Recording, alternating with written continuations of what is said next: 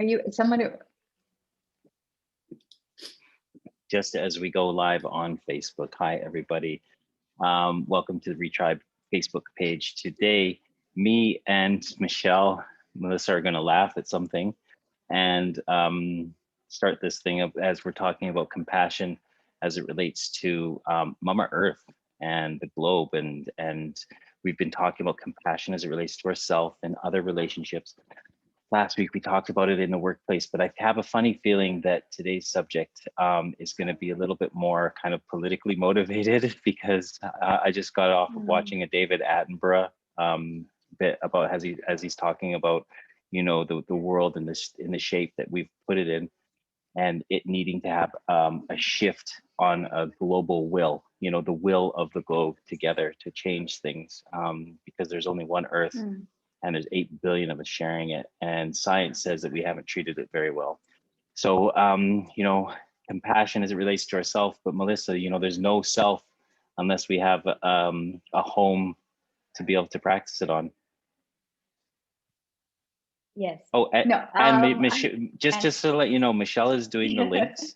And also, if you Michelle is being very distracted and just looking out the window. Yeah, yeah. Michelle's just looking at all the trees and Earth and Lady Gaia, as we're talking about compassion and the Earth. No, she's doing all of the links. That's what's happening now. So yeah, Mel, back to you.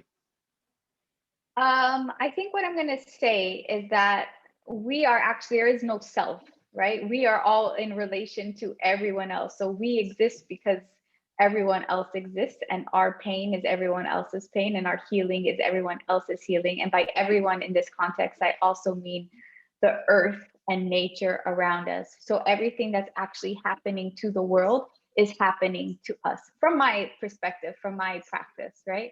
So when we go from it that way, we are all actually, we're more than interconnected. We're like interbeings with each other, where my choices do affect on some level your experience of the world. And I think if we take it that way, which I try to take and live every day, as my choices have consequences, not just for myself, but for the health and well-being of every being around me, then that definitely changes the scope of how I engage and interact, and why and how I make the choices I make. I think that you know, I once heard an ex-president, who I won't mention his name, but him talking about like, you know, we talk about globalization in terms of economics, but he talks about the world and being interdependent. So we now live in a world that needs borders as much as, you know, we need chocolate teapots. We just need to be interdependent and to be able to work together as one, because as I said it before, you know, we've only got one Earth. But I'm, you know, like all of this now comes down to what do we do to change things? Because, you know, we can watch as many Netflix documentaries and series out there that saying that we're burning this planet apart. But when does change actually happen? I want to add something. Sorry, Michelle, I could see like the thing inside of you that's ready to talk. But when you said the thing about borders, this is what I think is the illusion we're all living in, right? Or the Toltecs will call our dream place, whatever. This is the illusion of separation. This is the illusion that it is self, where we need borders to divide, and like conquer, and we need to separate. We need our work to be our work. This is, I was gonna say dumb. This is not the truth of it. This is the idea that the illusion and the narrative, the myth that we're being projected with or like inundated with, is that it's separate, that we are separate from you and the earth and all that stuff. There's this myth of illusion. And I think, or in separation, I think when we start believing that, that's when we start just working from our place of it's me versus everything else. And that's what a lot of advertising and marketing and politics thrive on, is for us to believe the myth that is being created of us not being in connection with everyone and everything around us. And by thing, I don't mean material, I mean beings. Michelle, sorry, go on. Beautifully said. I was going to go down a very similar thread. It's that is the lie. The lie is the illusion. Yeah. The lie is constantly living in a state of fear. And whether that is, I'm not pretty enough, I need this type of makeup, I need plastic surgery. Whether that is, you know, I'm not successful because I'm not a high shot lawyer and I only earn 20k a year, and it means that I'm not worth anything. Well, that whole sense of the core self-worth wound that we have as humanity means that we can't possibly understand what compassion means within humanity without understanding what love is. We look at the English language has one word for love, right? In different languages, I think in Portuguese there's 3 or 4, 5, 6, 7. There's more. I don't speak any other languages, hence why I'm Google it. Whatever the native Eskimo language is, they have like hundreds of words for ice, like lots of words for ice, right? Because it's so important to them.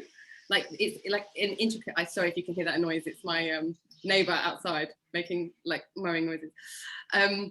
And it's how we use that kind of language to ourselves, and then how then that transpires out. So if we're talking mean to ourselves, is where I'm going with my long-winded point. If we're being mean to ourselves in our own minds and judging ourselves and in a constant state of fear, it's impossible to be able to see past that bubble and understand that there is no separation, because we separate ourselves because other influences make us feel like that. And it's this spiral that we're going around, I think, at the moment. And also the lack of education, last piece before I wrap up, the lack of education around what it means to be mindful in the world. So a lot of kids, I was watching a program, a lot of kids, if you say to them, if you say what part of a cow is like different meats that you'd find in the supermarket, something that can be that crude, but they have no idea what they're eating. They have no idea. They just see packages now. They see a package and they don't see that it's an animal necessarily. And the principle of that goes to everything that you consume. Yeah. I'm interested to know, guys, like as I said before, David Attenborough talks about the will of the globe, the will of humanity kind of coming together. And it's so hard when we have been, especially over the last 200 or 300 years, we've become a resource. Human beings have become a resource for corporations, where corporations are going to sell us products so that, we can make enough money to buy those products to then feed the capitalistic system. And, so we are compartmentalized into a system, just like, chickens are put into their chicken coop and sit there. They're given enough food just to pick away and eat. And our identity as human beings, as humanity, is given to the commercial world and the corporate world. And what is it going to take to undo all of this, to realize, to talk about what Melissa is talking about, which is becoming part of the whole, for this global change to happen, for us to show compassion on a global level, we need to step outside of these systems, but how hard is that when these systems are what's putting food on our tables? Well, they're not putting food on our tables, right? They're convincing us that we need them to put food on our tables. So Michelle, to your point, we're not being educated. School systems are not educating us around how to grow our own food. They're saying, buy this food, and because your life is too busy, because you have to work 3 jobs, because you have to pay for the house to meet up, to compare with your neighbor. So you need me to pay for you. So again, illusion, it's a lie. It's all a lie to say that we need corporations and bullshit politics to keep our lives happiness, because it's all based on fear. So the whole thing is, be afraid of like being alive, because you're gonna be afraid of death. Actually, more accurately, there's like fear death, especially in the West, right? There's this deep culture around fearing death. So what do we mean to fear death? Is like, how do we live as fully as we can, and not from love, but of getting all the things, so we can fill the void of being afraid of the finite, right? So I think we all know there's like this infinite possibility. There's this infinite being in us, and we're trying to fill the infinite with very finite things, which is what's happening,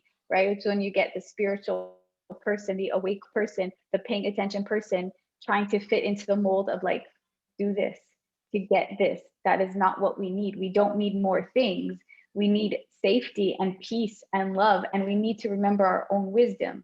But if that happens, then guess what? The big corporations don't survive, they don't succeed. And this is why there's so much fear in politics and government and media, is because if they keep us afraid, this is sound if they keep us afraid, then when we're in that state of fear, we forget our own power, because what happens if we all collectively say no thank you, then they don't exist. And I think that's what we have to remember, is our own power in saying no thank you. However, I don't mean to say that's easy, it's not, but that's the No. acknowledgement. We're so powerful, that's why they need to keep us afraid. What I'm saying. Michelle, I saw the other day in the newspaper that Jeff Bezos has received over 10 billion pounds worth of tax rebates and fundings, so he can make a spaceship that actually looks very phallic go to Mars. You know, we're giving the richest man on the planet our hard-earned money so that he can explore and go into the space to try and find another planet to ruin, rather than investing all of that money, you know, that hardworking people are paying their hard-earned dollars for, and instead of, you know, all of that gross money being put into actually science and technology to repair the one Earth that we have right now.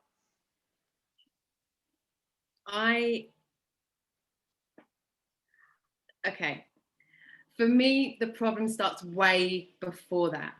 And if I take a completely holistic, non-judgmental view, if somebody has that amount of money and they choose to do something with it that's unharmful, that's a completely separate thing. It's the point of what has made him so rich. You know, there's no doubt that he has outsmarted God knows how many other people to get where he is. He caught a really great time in the market. He had a brilliant idea and did that really well. People have brilliant ideas that fall over all the time. People have useless ideas that are really successful. You know, sometimes you just don't know, and it's timing, and it's all these other elements. But why is that so successful? Because us as a society is so driven to want and need things that we don't actually want and need. And then if you go to a secondhand shop to buy something, you're looked down on in a lot of cultures and societies, like, oh, that's a secondhand skirt, or that's a secondhand table, and also you can't afford a new one, which means that you're not in the high realms of society. And there's that stigma that happens around. And while we're behaving like that with each other, we are reinforcing that separation that Mel's talking about. You know, and there's so much money in this world that can be redistributed, and there's so many bad things that happen with money, but money is the tool that allows that to happen. Money isn't the bad. Money isn't the evil. Right. It's the way we use anything. Anything can be good if we want to use it in a good way. But it would be really nice for the people that are in those positions to have more of a voice on what compassion looks like and behaves like and could be in terms of actions with that kind of thing, and have that more in the public eye rather than some of the news streams that we have, without going to conspiracy theory on any of that stuff. But I think too, what I want to add is, oh, sorry, Nick. No, you go ahead, go add. Yeah. We don't need more science and technology. We have it all. Like, obviously it will progress and it will be amazing, and it can be amazing, but we're also using it for the wrong reasons. We're using the brilliance of humans to make people go to Mars, to probably destroy Mars, where we don't need more of that. We need to use what's already available in ways to bring us or coexist alongside of our own innate knowing that we have this, we can live in the way we want to live, which is, I think if you ask anyone wants to be free from suffering. Although we can argue that being human is just suffering, right? And the process of recognizing and loving that suffering that's a whole other thing. Not really, but that's a thing. So it's like nobody wants to suffer. Nobody, maybe 3%, nobody wants to cause harm to another living being. And we all know that when we see someone we love, or even a stranger, being beat up or bullied, it does affect us on a level, viscerally. And whether we brush it off or not, we are impacted by the pain of another human or animal, or even plants, like feeling like being burnt, or being cut down, or being pulled out, or being beaten up. We all respond to it. And that's, so for me, that's like, we have this knowing inside of us that we aren't meant to exist in this kind of state of competition, of hurt, of pain, of causing suffering and pain. what am I trying to say? I have no idea. Oh, so maybe looking alongside the suffering of, not the suffering, looking, we don't need But- more progress right now. We need to shift how the progress, where the progress is going from like getting beyond this earth to inside of our own earth, and also ourselves, to work alongside of it, rather saying science and technology is the only solution to be better. We humans destroyed it, nobody else. It's like what you were saying before, Michelle, it's how you use it. This technology is beautiful, but if used incorrectly, it can destroy, it will destroy, it is destroying us. Anyway. Yeah. I know we're into the wrapping up stage, so I think everybody's got a tip on compassion and humanity, and definitely towards the earth. So Michelle, do you want to kick off? Yeah, absolutely. Apologies again for the noise. I can still hear it outside, so sorry if you can hear that. It's all good. How dare you? I'll be quite quick. My tip is it's overwhelming to think of all of the things that you can do, but pick one thing. So one thing that you can do to start getting into the habit of being able to be more considerate in what we're using or how we're using the earth. So it could be the amount of food that we buy and throw away. It could be then that packaging. What kind of packaging are we choosing to buy? Are we choosing to buy the pre-packaged or the loose stuff? You know, from this to something as simple as that. But pick one thing and stick to it, and just start by being aware of the patterns. But one thing, rather than trying to do too much on in one go that ruins your own kind of sense of feeling like you're on top of your own life. One thing. And then once you've got that down and you understand, and then another thing, and do your own research and see what's going to impact you and what's in your local community. Because if you start one tiny thing, it still has a ripple in the water. So one thing, even if it is small, just to start off, consciously being more compassionate. I think I like to talk about awareness for someone like me, I guess, who you know, I live by myself. So I think to myself all the time, well, I'm just one person.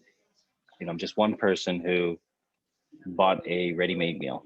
And is that packaging, is what went into making that meal, is it really gonna make a difference? You know, if I go down and I go to a market, get some natural produce myself, and you know, some organic, not even organic, but just something that's not processed. And I battle with that all the time. I go, it's just me, just little old me, you know. And I think that it's this thing of, you know, am I going to be self, an individual, or am I going to try to become part of a collective? And I think it's that barrier for me that I would like to try to, you know, to get across to people who, you know, may think of themselves as just one little person, not, you know, who's not going to make a difference, is that if we have that attitude, then we all have that attitude, you know, and it's just going to ripple, and we're all going to be individuals instead of becoming part of a collective. So I'm really going to try to, again, just listen and become part of, rather than the center of, you know, humanity, to do my parts. Melissa. Yeah, Nick, just to follow that, like, if it's not you, then who's going to do it, right? And I think that's what we get comfortable in, is waiting. Well, it's okay, somebody else will pick up the trash. Like literally or metaphorically, somebody else will do it. But the question is, if not you, then who? So I think that's an important like piece to remember. I think for me, I mean, I go through this all the time, but there is this idea of reciprocity where if we see the living here as a gift in earth in these forms, then we need to honor and acknowledge and respect that. And I know that maybe doesn't fit into the dominant dialogue of like, take, mine. But the truth is, being in these bodies on this earth is a gift. So can we acknowledge and honor that? Even for me, like when I go and do my meditation or walks in the parks or the forest, I leave a piece of my hair behind in thanks. Or maybe Mago's hair as a thanks. That's just acknowledging and giving part of myself to this earth that, I mean, I use as my safe space. So I want to acknowledge that. And I think to both of your points, it is like, can we be conscious in our action? So it's always like shop local, easy. Not easy, because maybe you have to get up and go to a store and not order from Amazon, but shop local. And also like maybe plant a garden, man. Like even if it's a little thing on your balcony that's just herbs or some sort of things that bring you joy, start there so you can really be in relation with it and not see it or your food consumption as something that is packaged, but something that is also a gift, also needs nurturing. So conscious consumerism, like am I buying from like this $3 shirt that was made and somebody got paid 1 penny for it because it looks good and I could toss it after one night of wearing it? That impact is essential, it's important. So my choices are impacting somebody else's, and the systems that are set up in play to pay somebody 1 penny a month for the things that I don't appreciate. So like that, bringing the awareness into what you're buying is a good place to start. It's a hard place to start. So all of that to say, maybe if I'm going to pick one, shop local and sustainably as much as you can. Nice. Thanks everybody. Thanks for joining us. Our next topic is, I'm going to look over at Michelle. TBC. To be July is TBC, but we will Okay. we'll put all of that out next week. So, but we'll continue this through the month of July, and we'll be talking about different things. But our specific topic is TBC. Okay, TBC. We'll figure out something what that means. But ladies, thank you so much for your insight and your compassion around a topic that I hope that we all are becoming more aware of, but more than awareness, need to start taking some action around. So thank you for joining us, and we'll see you next week. Bye, everybody. Bye. Bye.